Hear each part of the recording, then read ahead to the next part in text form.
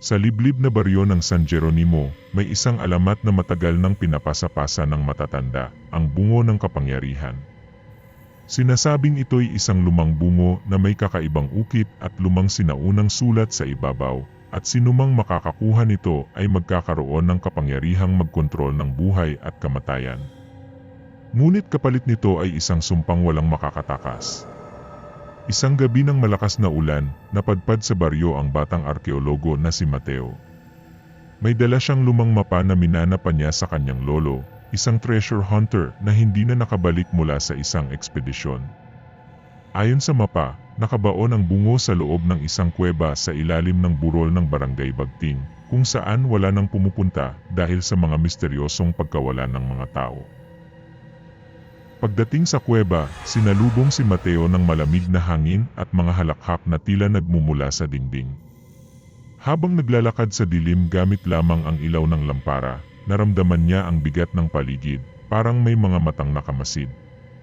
Sa pinakaloob, nakita niya ang isang altar na yari sa bato, at sa gitna nito ay isang bungo na kumikislap ang mga mata sa pulang liwanag. Paglapit niya, biglang umalingaw ang isang tinig sa kanyang isipan. Hawak mo ang kapalaran ng mundo, ngunit sino ang handa mong isakripisyo? Hindi alam ni Mateo kung imahinasyon lang ba iyon o totoo, pero parang hinahatak ang kanyang kamay upang hawakan ang bungo.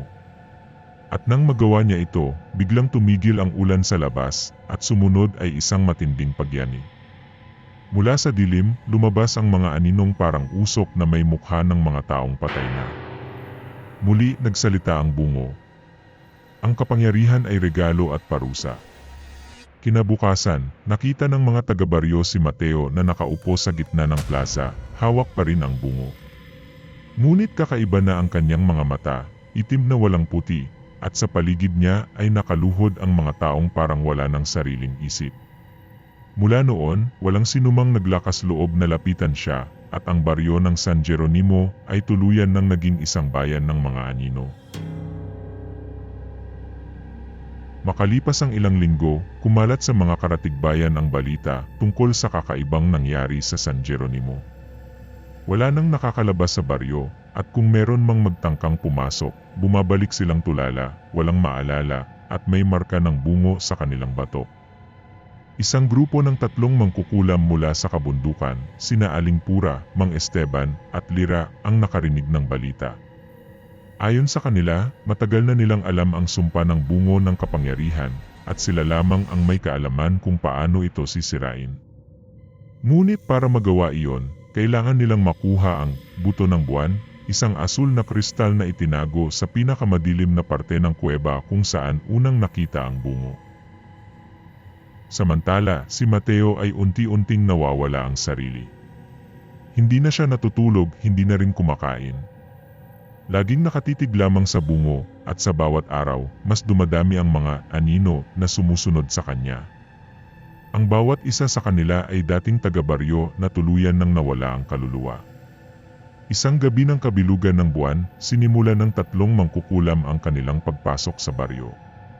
Habang papalapit sila, ramdam nila ang bigat ng hangin at ang mabigat na mga yapak na sumusunod sa kanila.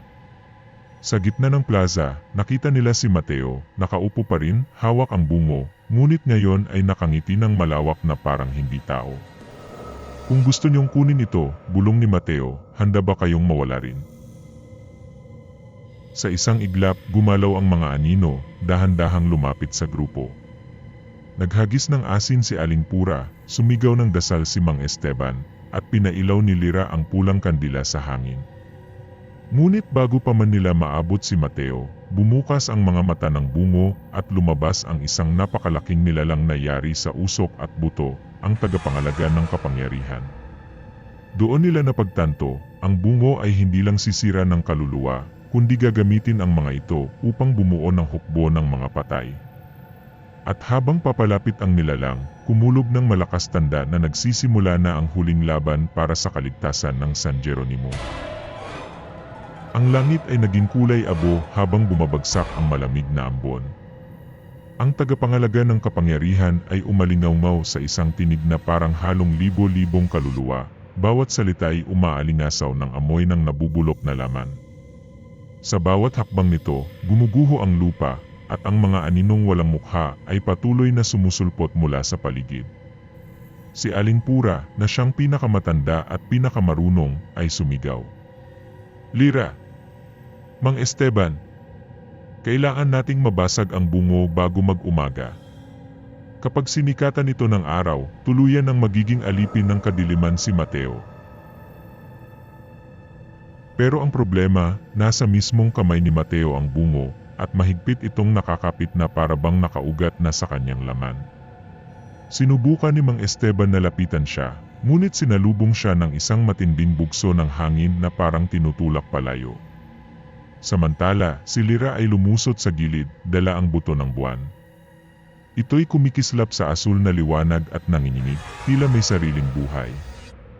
Lumapit siya kay Mateo at sinubukang idikit ang kristal sa bungo, ngunit bago pa man niya magawa, humawak si Mateo sa kanyang leeg at tinitigan siya gamit ang kanyang mga itim na mata. Hindi niyo alam ako ang pinili ng bungo. Hindi ako alipin, ako ang bagong hari. Biglang gumalaw ang tagapangalaga at tinangkang lamunin si Lira. Mabilis na sumugod si Mang Esteban, hawak ang isang matulis na sibat na yari sa kahoy ng punong dapdap, isang kahoy na kilala sa pagtaboy ng masasamang espiritu. Sinaksak niya ito sa halimaw at sa unang pagkakataon, umatungal ito sa sakit. Nakahanap ng pagkakataon si Aling Pura. Tumalon siya patungo kay Mateo at isinampal ang buto ng buwan sa ibabaw ng bungo. Isang nakakasilaw na liwanag ang sumabog, kasabay ng nakabibinging sigaw ng libo-libong kaluluwa. Ngunit nang mawala ang liwanag, wala na si Mateo, wala na rin ang tatlong mangkukulam. Ang baryo ay tahimik na, parang walang nangyari. At sa gitna ng plaza nakalatag ang bungo. Tahimik. Walang liwanag. Hanggang sa marinig ng isang batang nakaligtas ang bulong. Isa lang ang nawala ang kapangyarihan, hindi kailanman. Makalipas ang 3 taon mula sa misteryosong pagkawala ni Mateo at ng 3 mangkukulam, muling nagkaroon ng katahimikan sa San Jeronimo. Unti-unti nang bumalik ang mga tao, itinayong muli ang mga nasirang bahay at pinilit kalimutan ang nakaraan. Ngunit sa ilalim ng lumang plaza, kung saan natagpuan ang bungo, may isang batang lalaki na palaging naglalaro, si Isko, 8 taong gulang, mahilig maghukay ng lupa. Isang hapon, habang malakas ang hangin at tila kakaiba ang kulay ng langit, nakarinig si Isko ng mahina, ngunit malinaw na tinig mula sa lupa. Tulungan mo akong makaalis dito, bibigyan kita ng lahat ng gusto mo. Naengganyo siya, kaya patuloy siyang naghukay gamit ang isang lumang kutsara. Hanggang sa tumama ito sa isang matigas at malamig na bagay, isang bungo na may mga bitak, ngunit muling kumikislap sa pulang liwanag. Pagkapulot ni Isko, agad niyang naramdaman ang init sa kanyang mga kamay, kasabay ng pagbaha ng mga imahe sa kanyang isipan, mga lugar na hindi niya kilala, mga mukha ng patay na nakatitig sa kanya, at isang trono na gawa sa mga bungo. Kinagabihan, nakita ng mga magulang ni Isko na nakatayo siya sa gitna ng bakuran, nakatingala sa buwan at mahina lang na bumubulong. Babalik na siya at ako ang magiging sugo niya. Kinabukasan, nagsimulang mawala ang mga hayop sa baryo. Unay mga aso at pusa, hanggang sa mga manok at kambing. Hanggang sa isang gabi, may 3 tao ang hindi na nakauwi. Sa bawat pagkawala, nakikita si Isko na palaging nasa paligid, nakangiti at hawak-hawak ang bungo. Sa labas ng San Jeronimo, isang matandang ermitanyo ang nakaramdam ng pagbabalik ng sumpa. Kilala siya bilang Don Hilario, isa sa mga natitirang tagapagbantay ng iselyo ng apoy, isang sinaunang bagay na tanging kayang magkulong muli sa bungo. Alam niyang kapag hindi ito naagapan, hindi na lang baryo ang mapapahamak kundi buong bayan. Ngunit may problema, upang magamit ang selyo, kailangan niya ng kusang loob na mag-aalay ng sariling buhay para tuluyang maselyuhan ang kapangyarihan. At habang papalapit si Don Hilario sa San Jeronimo, mula sa dilim ay may mga aninong nagsisimulang magtipon muli. Sa gitna nila si Isko, na ngayon ay may mga matang itim na parang walang hangganan, at nakangiting parang hindi na siya bata. Dumating si Don Hilario sa San Jeronimo sa oras na sinimulan na ni Isko ang ritual. Nasa gitna siya ng lumang plaza, nakapalibot ang dose-dosenang anino na parang hukbo, habang sa harap niya ay nakalutang ang bungo, umiikot at kumikislap sa pulang apoy. Ang hangin ay mabigat, at bawat hininga ni Don Hilario ay parang may kasamang bulong mula sa libo-libong kaluluwa. Matanda, wika ni Isko na halos hindi na tunog bata, natapos na ang panahon ng inyong lahi. Ngayon, panahon na para mamuno ang dilim. Hawak ni Don Hilario ang selyo ng apoy, isang bilog na bakal na may ukit ng sinaunang mga simbolo. Habang lumalapit siya, nagsimula itong mag-init, senyales na malapit na sila sa sentro ng kapangyarihan. Ngunit bawat hakbang ay tinutulak siya ng mga aninong walang mukha. Para makalapit, sinindihan niya ang 3 kandilang gawa sa langis ng punong santol, isa sa ilang bagay na nakakasunog ng anino. Tumilapon ang ilan, ngunit mas marami pa ang dumating. Sa gitna ng kaguluhan, nakarinig siya ng tinig sa kanyang isipan. Alay mo ang sarili mo at tatapusin ko ito. Alam ni Don Hilario ang ibig sabihin. Wala nang ibang paraan. Tumalon siya papunta kay Isko, itinapat ang selyo ng apoy sa bungo, at buong lakas na sumigaw ng sinaunang orasyon. Biglang sumabog ang liwanag, mas maliwanag pa sa araw, kasabay ng nakakabining sigaw ng bungo at ng lahat ng kaluluwang nakakulong dito. Ngunit nang mawala ang liwanag, wala na si Don Hilario, wala na rin si Isko.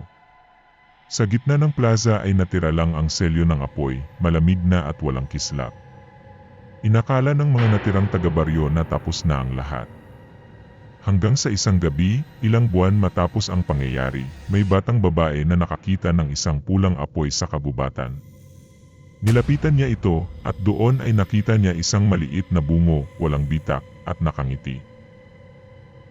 At mula sa malayo, narinig niya ang boses ng isang batang lalaki.